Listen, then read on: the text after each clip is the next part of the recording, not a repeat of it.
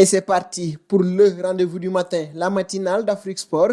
Débutons-le du côté du Maroc avec le classico reporté. Le coronavirus continue de perturber la reprise du championnat marocain alors qu'il était censé affronter les Far Rabat pour le compte de la 22e journée. Le Wydad Casablanca a en effet annoncé que ce classico a été annulé et reporté à une date ultérieure en raison de 5 tests positifs au sein du club. 3 joueurs de l'équipe première seraient notamment concernés, Ismaël El Haddad, Brahim Najmeddine et Badr Gadarin. Les résultats des analyses effectuées par les composantes du club mercredi dernier ont démontré que 5 membres de l'équipe et du staff ont été testés positifs à la Covid-19. Leur état de santé est stable, a précisé le WAC, qui a prévu d'effectuer de nouveaux tests. Et parlant du Maroc, nous avons des nouvelles de Benrahou, apparu avec les U16 et les U17 tricolores. Yassine Benrahou a également participé à des rassemblements avec les Lionceaux de l'Atlas U20. Pour autant, le meneur de jeu trinational se laisse un peu de temps pour décider de son avenir international. J'ai 3 nationalités,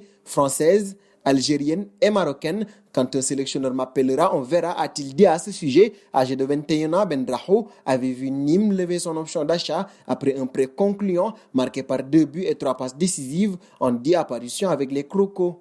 Nous filons en Algérie désormais avec Mehdi Abed. L'international algérien de 28 ans a été mis à l'isolement pour une durée de 14 jours puisqu'il est atteint du coronavirus. La révélation est de David Pelipo, journaliste chez 20 minutes. Le club de Nantes a décidé de ne pas communiquer l'identité du joueur touché pour respecter le secret médical. À une semaine de la reprise de la Ligue 1, la vague de contamination au sein des jaunes et verts prend de l'ampleur. Fort heureusement, toujours, dit le journaliste, les malades vont a priori bien.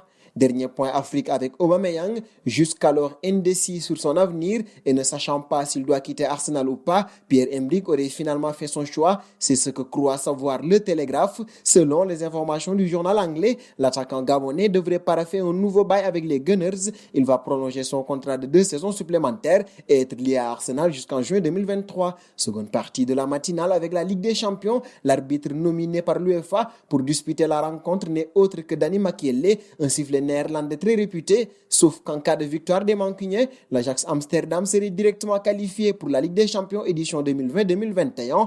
Ainsi, beaucoup voient d'un mauvais œil que Makiele arbitre une rencontre où les Pays-Bas jouent gros. L'ancien arbitre néerlandais Dick Jol a fustigé cette nomination, mais l'Olympique lyonnais donne tort à Mr. Jol puisque le club roragna n'a pas souhaité commenter cette nomination et reste focus sur l'un des matchs les plus importants de son histoire.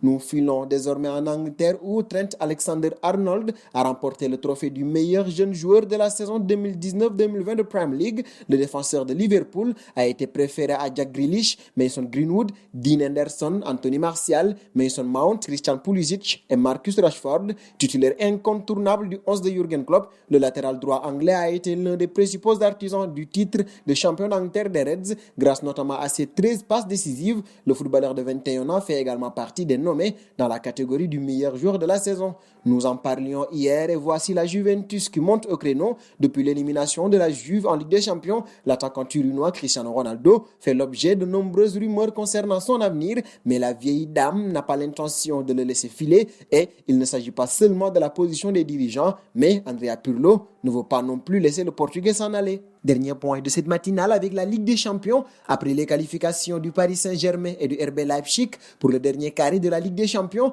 le FC Bayern et le FC Barcelone se disputaient ce vendredi soir le 3e billet pour les demi-finales. Les Bavarois ont tout bonnement marché sur les Catalans. Ivan Perisic, Serge Gnabry, Joshua Kimmich, Robert Lewandowski, Thomas Müller et Philippe Coutinho, tous deux auteurs de doublés, ont permis aussi de gagner largement ce duel face à un Barça inefficace avec seulement 2 buts marqués. Grâce à ce succès incroyable, le Bayern Munich accède aux demi-finales de la Ligue des Champions et connaîtra son adversaire ce samedi soir avec la rencontre entre Lyon et Manchester City. Et c'est donc terminé pour cette matinale du samedi. Chers amis internautes qui nous suivez d'un peu partout, la famille Afrique Sport s'élargit de jour en jour pour nous aider à faire grandir notre chaîne. N'hésitez pas à partager nos contenus. Le journal du Mercato spécial Afrique va suivre dans un très court instant. Donc nous vous donnons rendez-vous demain tout en vous invitant à vous abonner sur Afrique Sport pour ne rien manquer du football continental et international avec la traditionnelle matinale.